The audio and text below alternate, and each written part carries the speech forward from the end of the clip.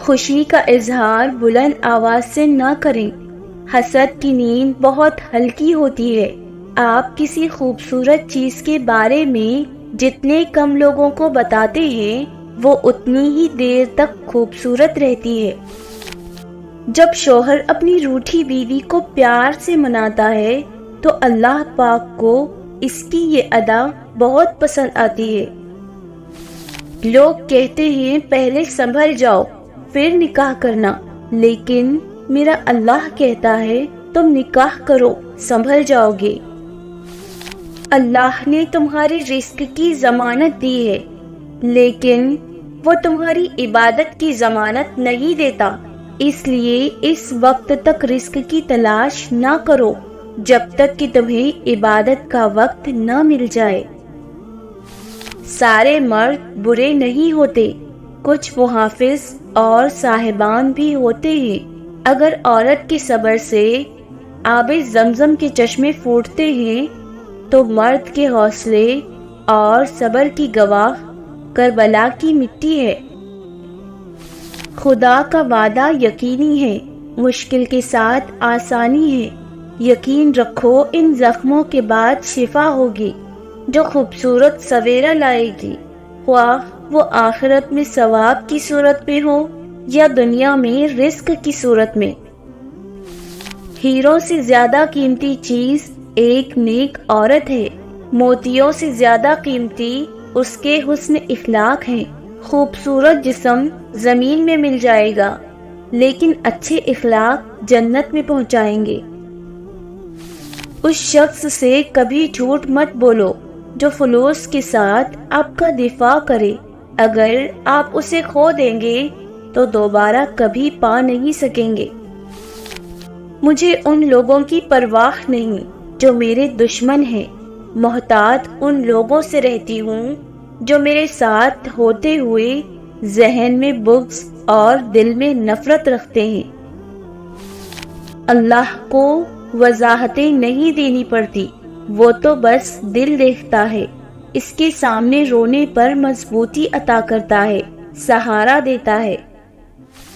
کبھی کبھی یہ طے کرنا مشکل ہو جاتا ہے کہ غلط کیا ہے، وہ جھوٹ جو چہرے پر مسکان لائے یا وہ سچ جو آنکھوں میں آنسو لائے۔ خود کو جھوٹ میں بہلا کر غمگین ہونے سے بہتر ہے کہ حقیقت کو تسلیم کریں اور سکون سے رہیں۔ اگر تمام دعائیں فوراً منظور ہو جائیں تو صبر کیسے سیکھیں گے؟ اگر تمام دعائیں فوراً قبول ہو جائیں تو اللہ کے قریب کیسے پہنچیں گے؟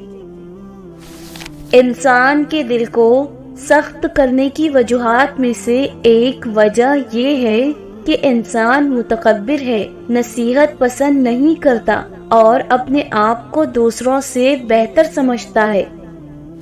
تمہاری تعلیم اور دولت کتنی ہی زیادہ کیوں نہ ہو، جب تک تم اپنے دل میں عاجزی نہیں ڈالو گے تمہارا دماغ جہالت کی خدمت کرے گا اور تمہارا دل خود غرضی کی خدمت کرے گا۔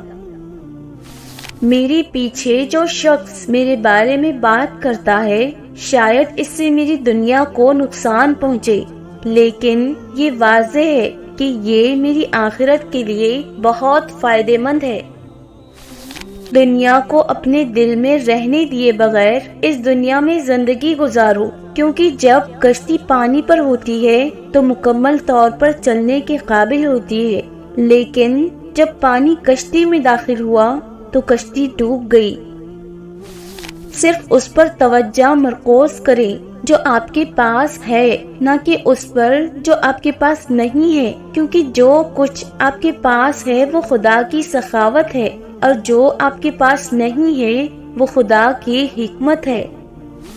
زندگی میں سب کچھ عارضی ہے، اگر چیزیں ٹھیک رہیں تو ان سے لطف اندوز ہوں اور اگر وہ خراب ہو جائیں تو گھبرائیں نہیں، کیونکہ یہ ہمیشہ کے لیے نہیں ہوگا۔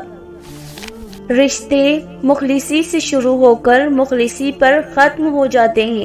جہاں احساس نہ ہو وہاں کہیں نہ کہیں صرف تکلیف رہ جاتی ہے۔ جو لوگ واقعی ہی پرواہ کرتے ہیں وہ ہمیشہ آپ کی زندگی میں واپسی کا راستہ تلاش کرتے ہیں۔ وہ لوگ جو کسی کا برا نہیں چاہتے، اللہ تعالیٰ ان کو ایسی منزلیں عطا فرماتا ہے جو ان کے گمان میں نہیں ہوتی۔ حضرت علی رضی اللہ تعالیٰ عنہ نے فرمایا، جب کسی کی سچی محبت معلوم کرنی ہو تو اس کے غصے میں اپنے لیے الفاظ اور جذبات دیکھو۔